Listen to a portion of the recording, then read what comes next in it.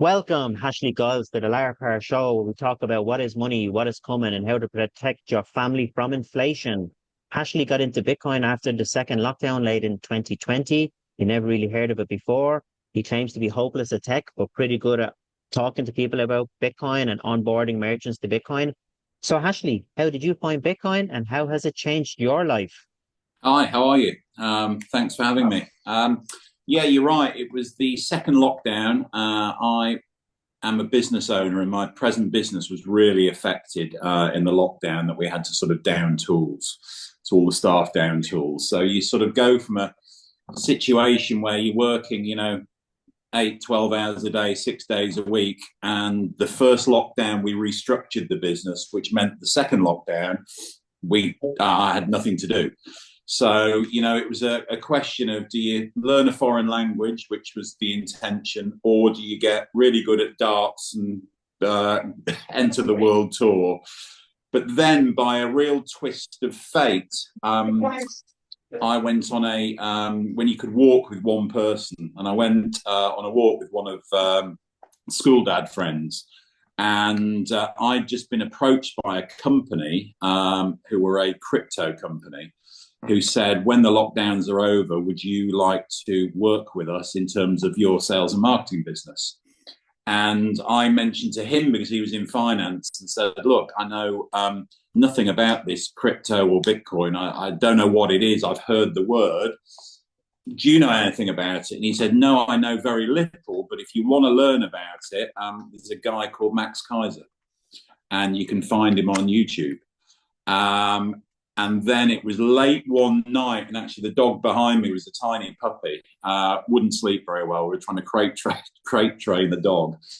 And so I was up at sort of all hours and decided to stick YouTube on and listen to some Max Kaiser stuff, and then listen to more and more of it. And then,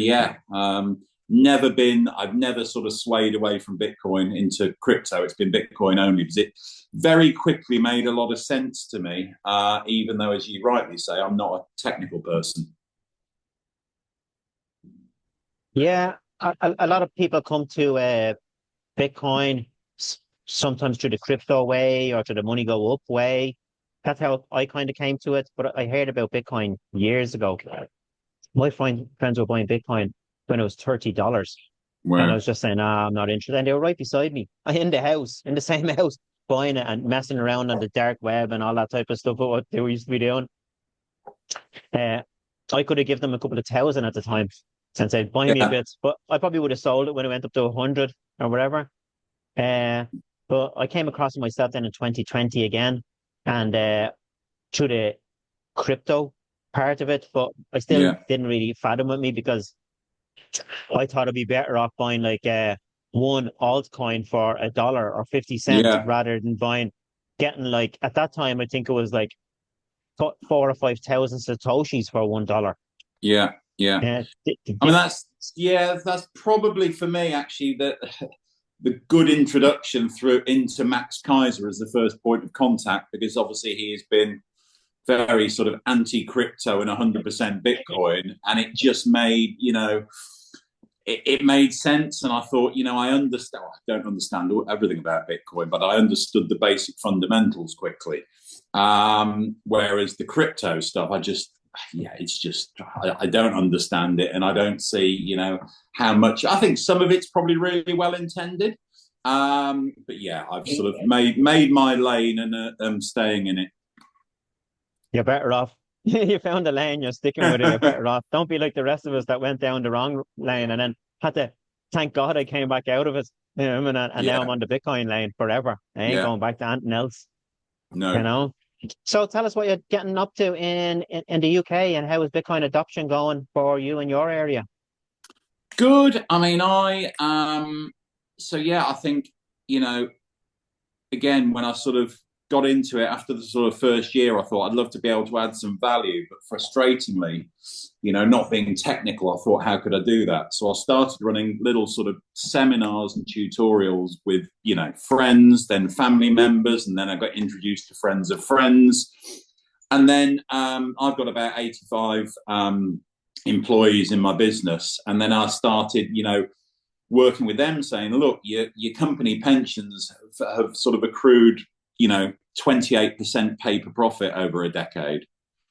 Why don't I run a call with those that are interested? And it's totally, it's not, you don't have to do it, because I believe in line with that, you should look to acquire Bitcoin every week or month through your pay packet at a amount that is manageable to the individual. And so, yeah, we had, sort of 20 or 30 individuals who said that sounds good. And that's probably 2.5 years. Well, I know it is 2.5 years ago now. And they've just been religiously every sort of week or month buying a set amount, some of it small, some of it quite substantial. And yeah, I think the last time I looked, the price is a lot higher now. I would estimate that over 2.5 years, they're probably about 120, 130% up. So that was great. And then it sort of, I reached a point where I'd run out of people to speak to about it. And then met the guys at Bridge to Bitcoin at a Surrey meetup. I met Chris and James and thought, well, this is interesting. And then started to onboard various businesses, be it friends businesses, online businesses, and then I guess, food and drink businesses that could benefit from, meetups and Bitcoin dinners and what have you. And yeah, that's been successful. So I think I have sort of lost count, but probably anywhere from 30 to 40 merchants over the last couple of years I've sort of onboarded in my spare time. And there's been a really successful one at a Southwest London food market called Tooting Market, where we've heard about that. We've got a dozen plus businesses there, have a regular meetup. Some of those food and drink operators now have other locations throughout London that they're now integrating payments. And then we've got a new food market that actually on the 27th of November, we're running an event down there where a couple initially of the bars and the merchants are accepting. So we're running a 40-person meetup, which is nearly sort of sold out. So there'll be a second food market. So that's sort of in my spare time now. That's what I'm doing, and I'll speak to anyone about it. And actually, really interestingly, there's been a bit of a sea change. It's obviously since the ETFs, but a lot of my friends work in traditional finance, be it wealth management or what have you. And their opinions on Bitcoin have massively changed in the last 6 months. So much so that one of them, who is the head of, he's a head of their sort of investment portfolios at quite a large South England wealth manager, private one. I've introduced him some people because they're looking to put tens of millions worth of Bitcoin into their investment funds. I guess the challenge in the UK right now is, from a regulatory point, probably less certain than most other countries in the Western world. That's the challenge. Yeah. And what's the regulation like in the UK compared to other countries out there? Because regulation seems to be changing, Yeah, I mean, look, I'm not a financial advisor. I don't know much about the FCA. All I do know is that the UK is one of the only countries that UK people can't buy the ETFs. Because it's, I don't know whether it's a mass market restricted investment or something. And a lot of guys I know who work in finance said this is absolutely a ludicrous decision because people can go and invest on the AIM market. And a lot of these companies in the AIM market are, they are real punts. And I think it's more bizarre, really, that, with the last government, the Tory government, there was this sort of digital assets group that was set up, that was probably set up, over 2 years ago now, with the idea of providing some regulatory framework. Nothing seems to have happened there. You've got a new party recently in power, and actually I met, she's quite large, within the Labour Party. She's got quite a lot of sort of kudos. And I met her in a coffee shop, and I'd emailed her and said, look, can we get together and talk about Bitcoin strategy? And her line literally 2 weeks ago was, we're just not very good at this stuff. And it's like, you've And got, it's time to learn. It's time to well, learn. So who but on your I team do is? feel, That's the I thing. don't know why, but if you look at, and again, there's no guarantees what happens in the US, but this education going on, and I think the guys at Bitcoin Policy do a cracking job. But it seems to me that there's just, I don't know whether it's either you know not high on the agenda, not taken seriously, or there's something else, but just a complete lack of engagement. And you would have thought that whatever someone's opinions were, to actually get a couple of people trying to understand it would be beneficial. So I don't know. So here we are, always hoping, but we just seem. I think there's probably, it's just seemed to be falling on deaf ears, really.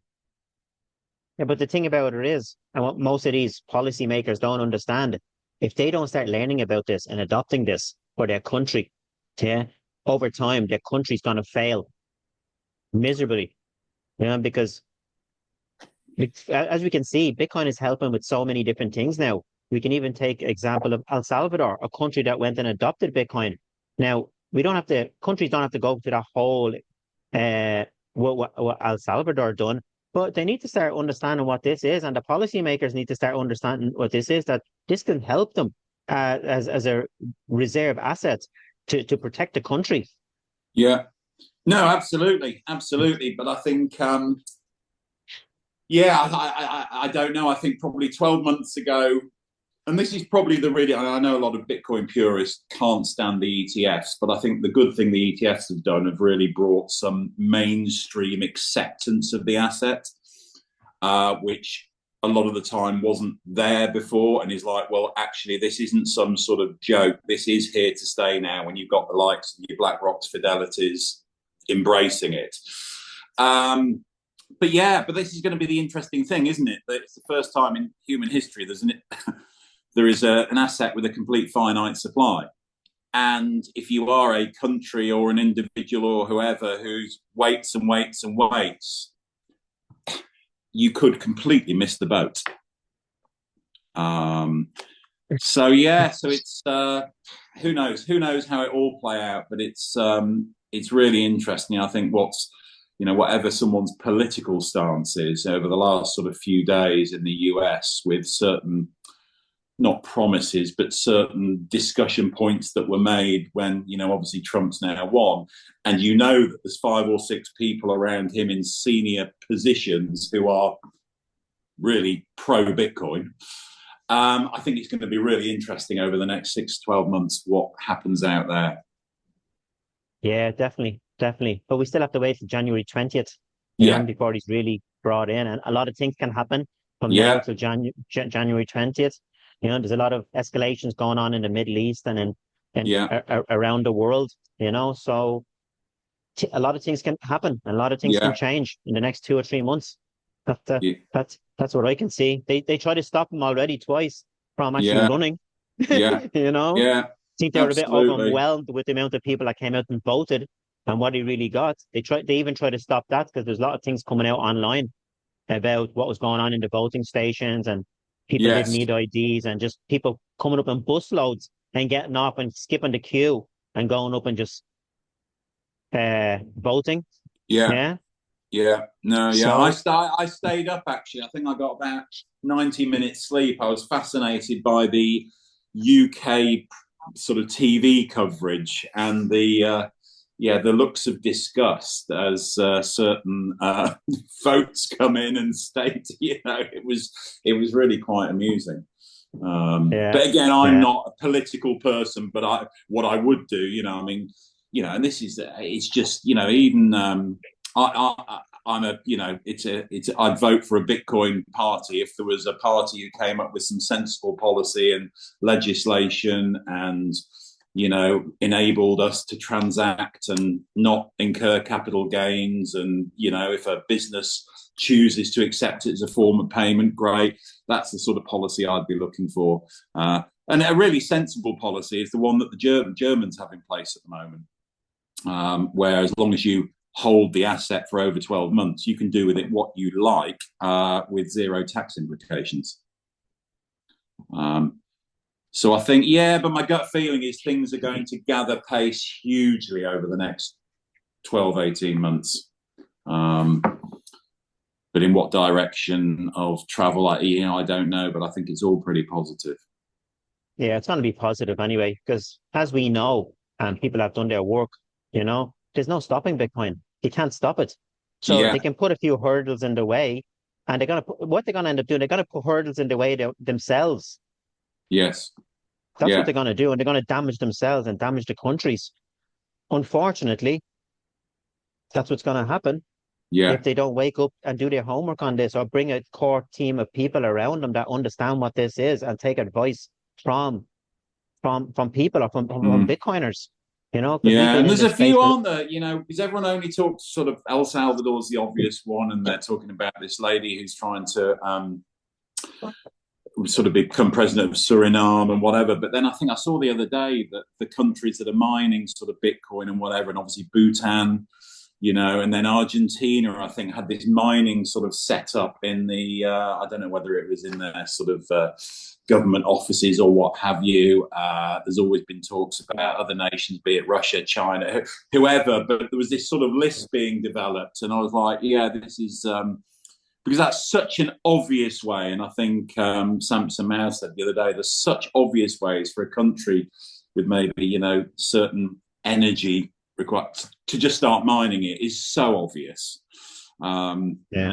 Should the But BRICS yeah, countries, the BRICS groups as well, Dave, a lot of them are starting to look at Bitcoin and mining Bitcoin as well.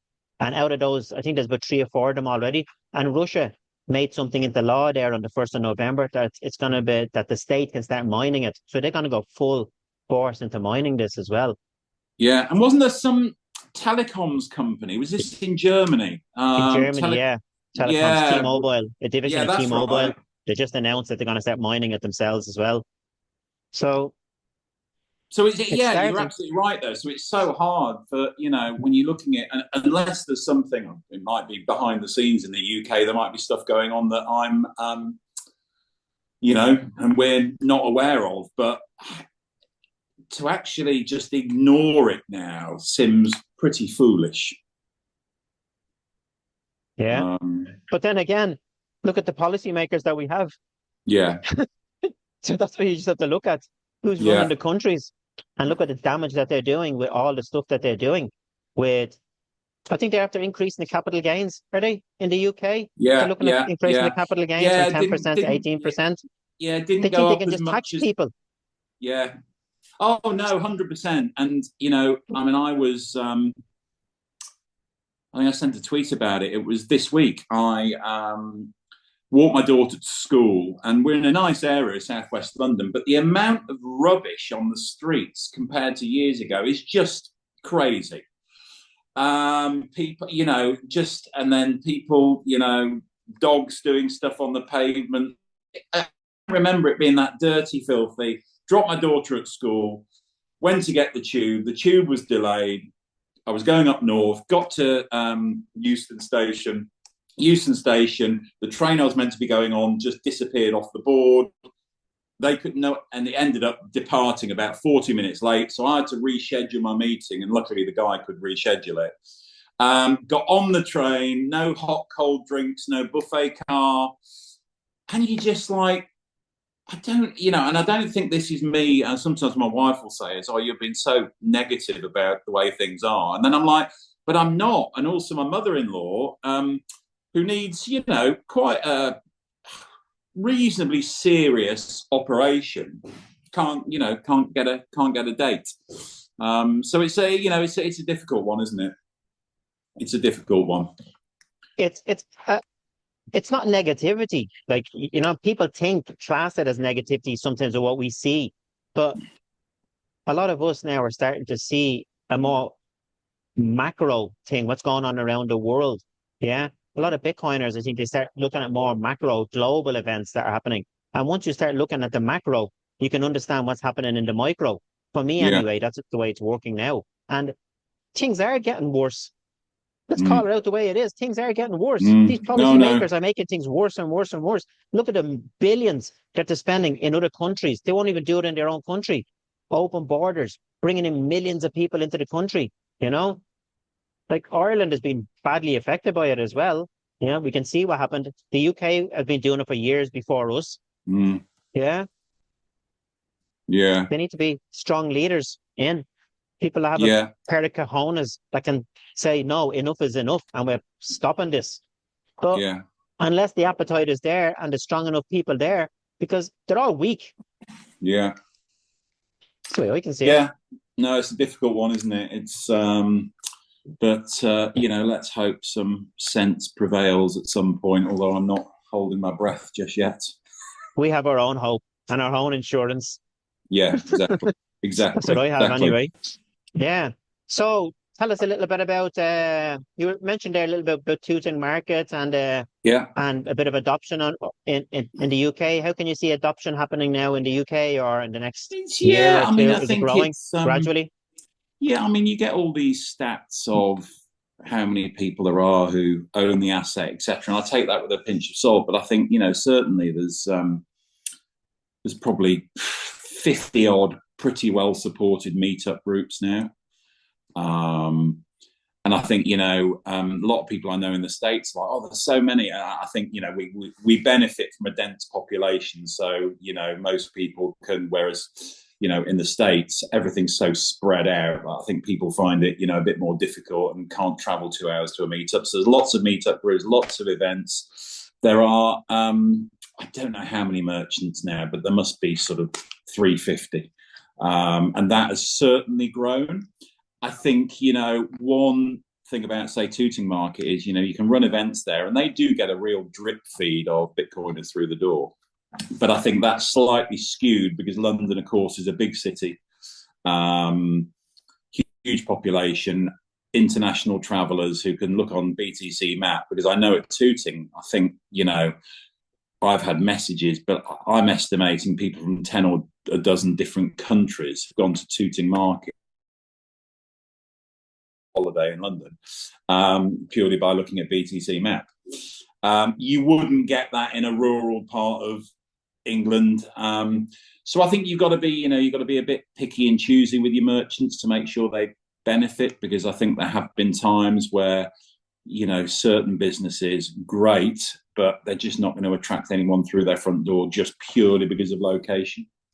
But it's really positive, and I guess if you set the right expectation with them, that look, this isn't going to double your business overnight, but what it might do is add an extra 1 to 5% of footfall, and if then you can just keep it in the asset, well, that makes complete sense. And actually, there's a burger place called Boom Bat Burger in the market, and they've opened another location quite near the city of London, in East London, and they now do something. It was their idea, Bitcoin Tuesdays, where you get 2 for 1.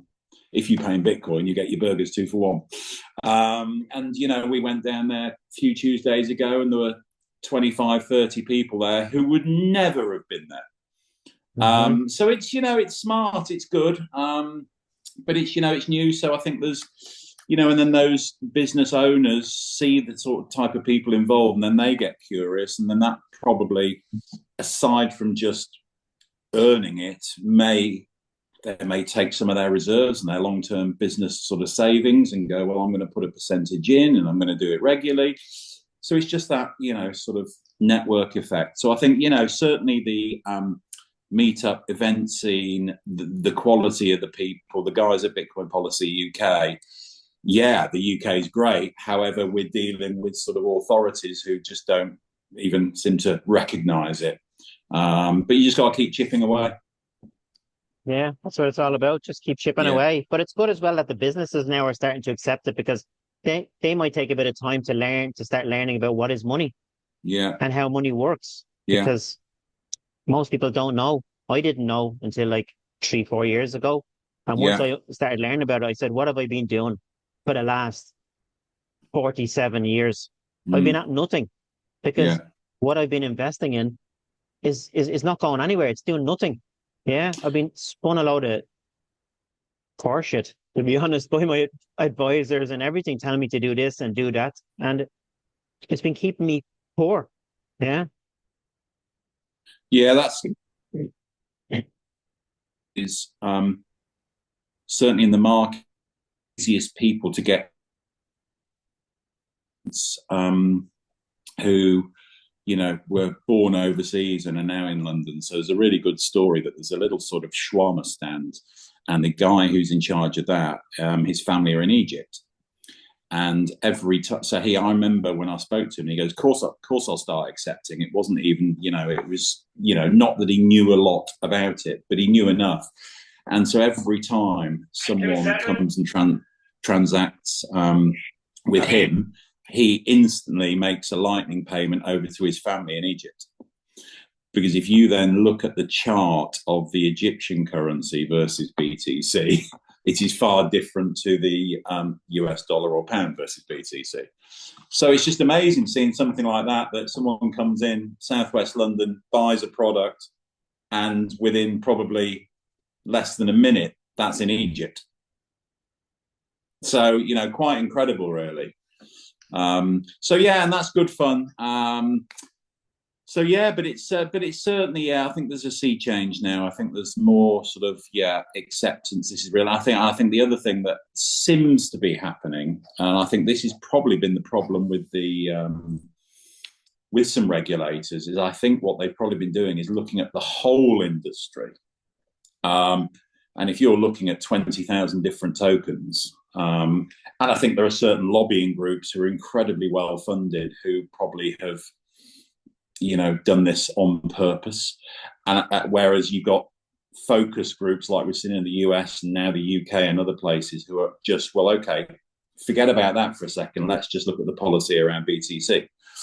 I think if that had been the first approach, and I think guys like sort of Dennis Porter and these guys have sort of proved this, that by actually just taking this one asset and educating probably would be the most simple approach. Because it is, of course, it's 60% of a pretty large market cap, but it seems to be being treated as the same as some sort of meme coins. Yeah, but that's where all the work comes in as well. And these policymakers need to do the work themselves. Otherwise, they're never going to understand what it is. Mm. You have to put in the time to learn about this. And that does take time as well to learn about Bitcoin. Yeah, absolutely. Absolutely. I mean, I remember my first sort of reasonable transaction or purchase. And it's, it was nerve wracking. And then you realize the first time you then move it from one place to another and what have you. And then, but yeah, it's sort of baby steps with people. And I do think that's where the purist. It's all very interesting. All moving in the right direction anyway. Everything is. Takes a bit of time, I'd be talking to people that are in Bitcoin for 10 years. We're only in our first apprenticeship and our first cycle, So I'm coming out of that now. I'm going into my second cycle now. So yeah, but it's exciting for me anyway. And for me, it's the future, and Bitcoin is here to stay. And I don't think I'm not one of and I'm not one of those people. I think if you'd have put this under my nose even 6 or 7 years ago, I would not have even listened to it. I think it was the right time for me. I mean, we all have friends who said, "Oh, if I'd have only done this 9 years ago," and what have you. But it was certainly the right time for me. Yeah. Comes to everybody at the right time, doesn't it? So what I'd like to go back there a little bit, right, and talk about maybe some other high net worth people, right, that are in the UK. So what do you see happening in the UK for high net worth people getting exposure to buying Bitcoin through financial products? Is there an options thing in the UK? Is there Bitcoin options or something else? No, I mean, it is restricted. I mean, what you've got is, you've got an incredibly restrictive environment. I think, and don't quote me on this, I think if you are sort of not an accredited or a professional investor, you can get exposure to the ETFs, being a UK resident, but sort of Joe Public, man on the street, can't. And I think that's why you've seen a huge amount of UK people really pro MicroStrategy stock. in terms of their pensions and what have you, which is obviously working out, very well for them. But no, and certainly, finance guys I know, it's just almost a frustration that, the rules of the road just aren't straight. And, the regulators, the FCA or whatever, seem to be putting way more roadblocks in place than other places, which probably was quite a surprise considering January and the ETFs and the stuff that's going on in the US. So you just sort of question why that is. Is it a lack of education, or is it something, completely different? As you rightly say, I think Bitcoin can complement nations, political parties and their goals, whereas I think some see it maybe too much as a threat. And I think, the threat comes if they don't educate themselves and embrace it in some way, shape or form. And also, what is really difficult in the UK is dependent on the bank, but is the reluctance, and I don't know what it's like in Ireland, but certain banks, you try and make a transaction, to an exchange, they'll just block it. In some cases, people worry they could close your account down. More common is they are reducing the amount you're allowed to send on a daily or weekly or monthly basis, which frankly I find shocking, because it's an individual's money to do with what they want to do it, and they probably wouldn't restrict the amount they spend on a Bet365 or Paddy Power website. Yeah. So I find that strange, very strange. And actually, some of the worst offending banks are your sort of neobanks, which you'd have thought that they would be more pro than your traditional high street banks and your legacy banks. And actually, a couple of the legacy banks are, totally fine and go for it. So you just got to be a little bit careful, especially if you're running a business. But Coin Corner have got a fabulous solution for people. Then they can't do it globally, but they service a lot of countries where they've now, for a business owner, they've got an e-money account. So you can essentially transfer money from a business account, from a high street business banking account, to a Coin Corner e-money account, which has a sort code and account number. That's instantaneous, and then you can purchase the asset with no delays. And I think that's great. And I know I've got a lot of friends who are using that now to, every week or month, take a portion of the business profits, ignore the price, and just keep accumulating.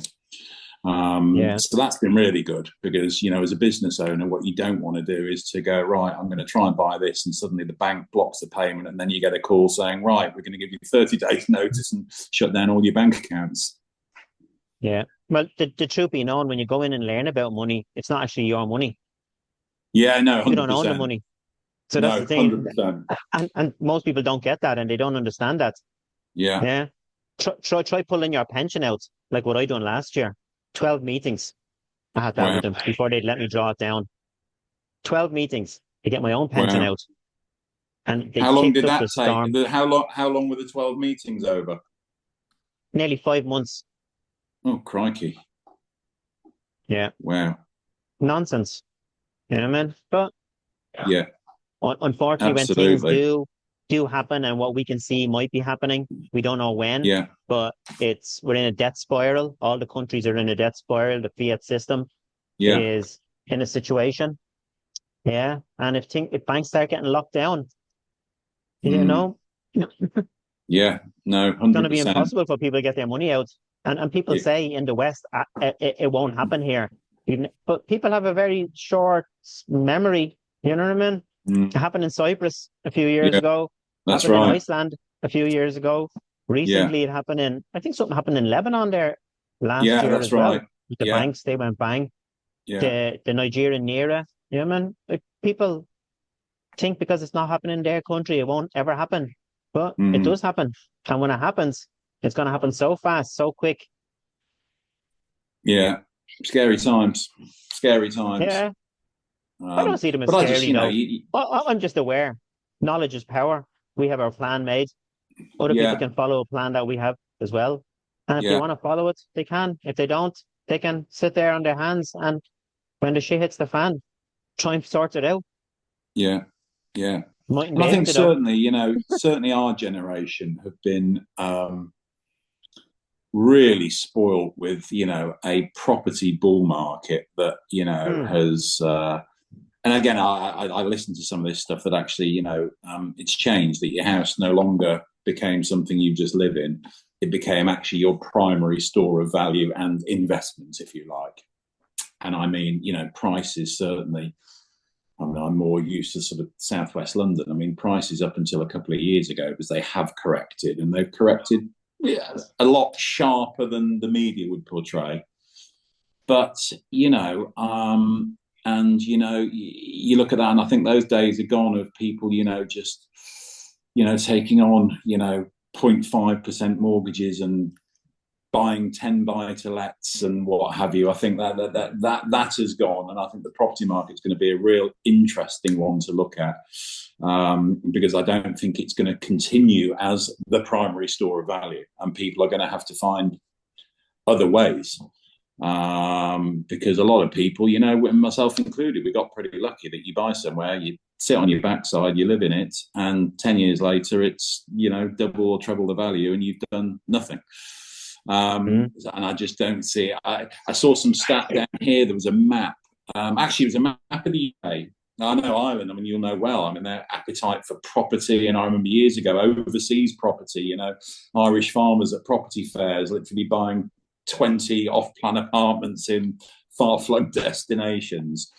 But I think I saw somewhere that across all the US states, I think the average income to property price, average household income, is about 6 times, if I'm not mistaken. And then you then transposed a map of the UK and you sort of looked at the north of England and it was about 8 or 9 times, 10 times. And you got to London and I think it was 14 or 15 times the average net household income into the average property price.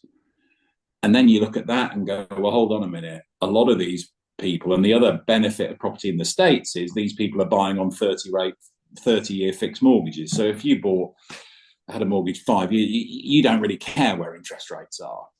Whereas here, with our sort of tradition of 2 and 3 year fixed, the amount of people every month coming out of these fixed terms and then being adjusted onto higher percentages, I just don't see how sustainable it is. It's not sustainable. This kind of just destroying them. Yeah, yeah. Yeah. But everywhere, although I guess, knowing merchants, from onboarding merchants, whilst things are tougher than they were this time last year in terms of, restaurants, it's hard work and costs have gone up and, etc. There's a lot of places still bloody busy and you sort of look around and go, how? How?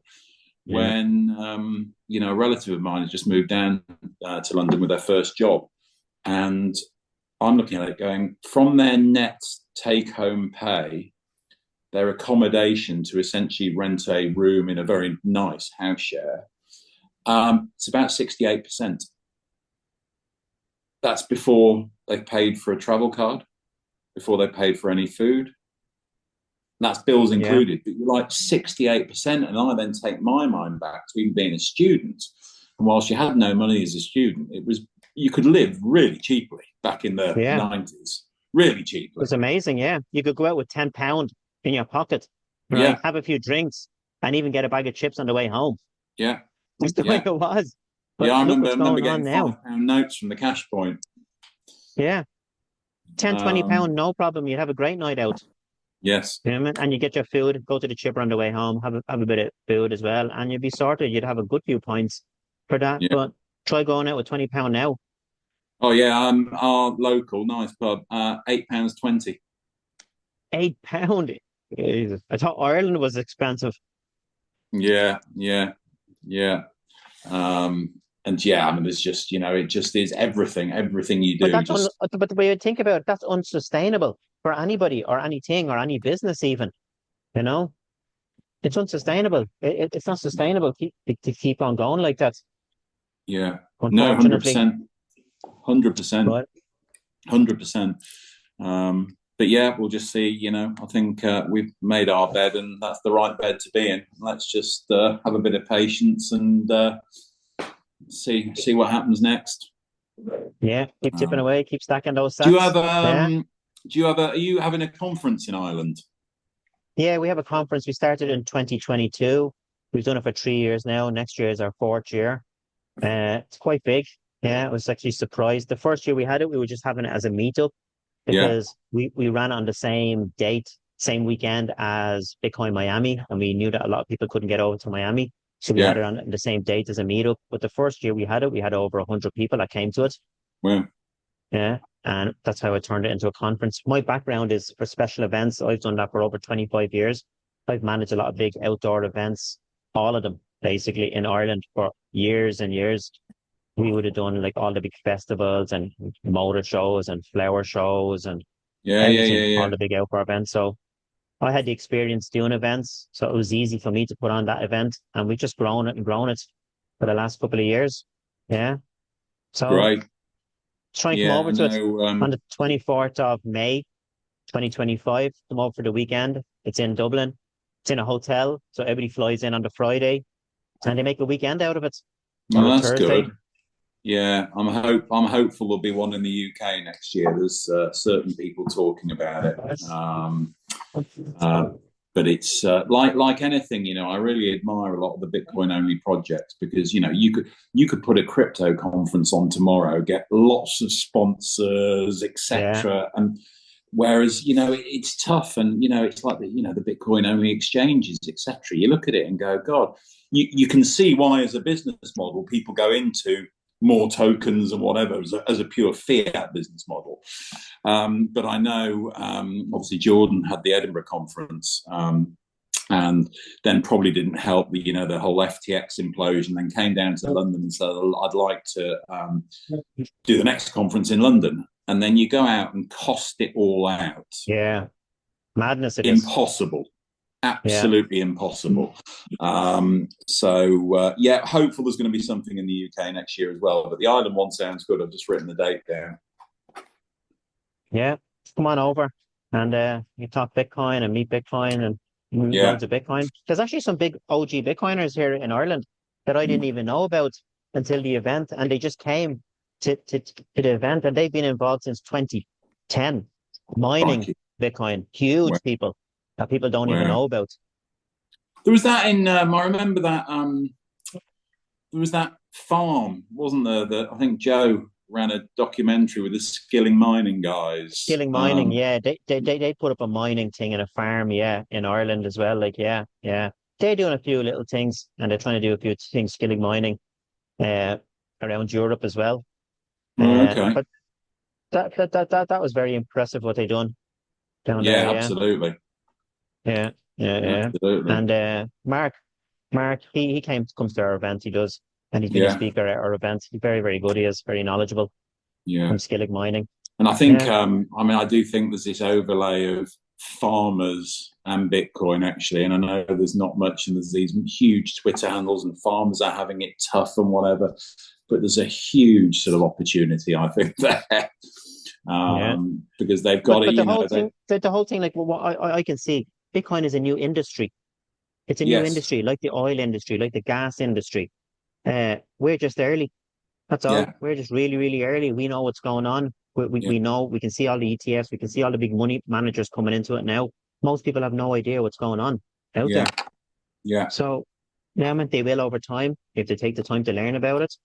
Yeah, Well, I think it's that's good. but one of the challenges is people. You're absolutely right. It's this industry that's just going to grow and grow and grow, and I think a lot of people almost look at it as a company and go, "Oh, that seems completely overvalued," and you know, just can't get their sort of head around it that it is this, as you say, a new industry, a new paradigm shift, a new money that Mhm. is infinitely scalable and is truly global, open to anybody.